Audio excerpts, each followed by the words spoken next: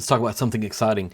On Tuesday, I published the most recent episode from the podcast, and I actually had Dawn O'Neill on from New Dawn Distilling, and Dawn had actually sent over a couple of whiskeys, and first was sort of their flagship bourbon that they had created, but the second thing that they sent over was actually a wheat whiskey, and very specifically a 10-year wheat whiskey. And Dawn, through the course of the conversation, if you want to go watch the episode, it's really worth your time. She talked about how she really didn't want to put out wheat or wheated whiskey because she wasn't a big fan of how those things sort of turned out. But the person that was providing her with some whiskey kept sending her some samples, and it kept winning in blinds, and so she gave it an opportunity.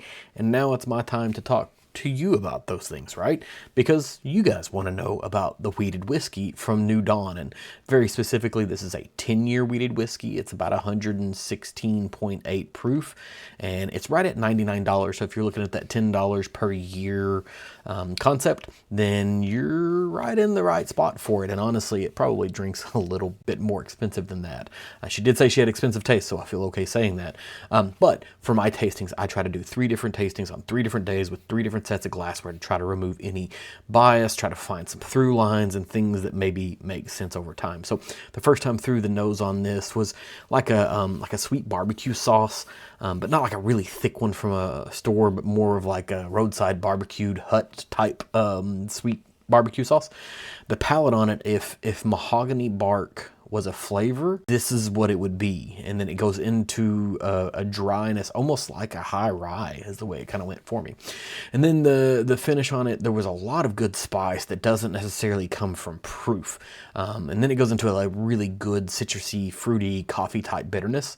And then whenever I cleared my palate with a sip of water, the water moves this flavor profile to like maple syrup. Really, really interesting. The second time through, the nose was a caramel balm with maybe some root beer sarsaparilla note to it, maybe a little bit of chicory.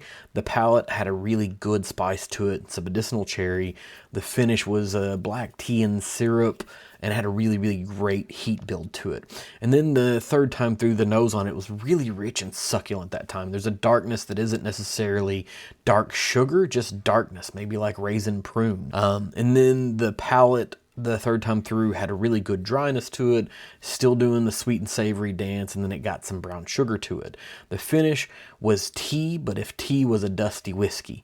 It's a really phenomenal pour. There's still some on her website. You should go and pick one up and just put it on your shelf and give it to people. They'll love it.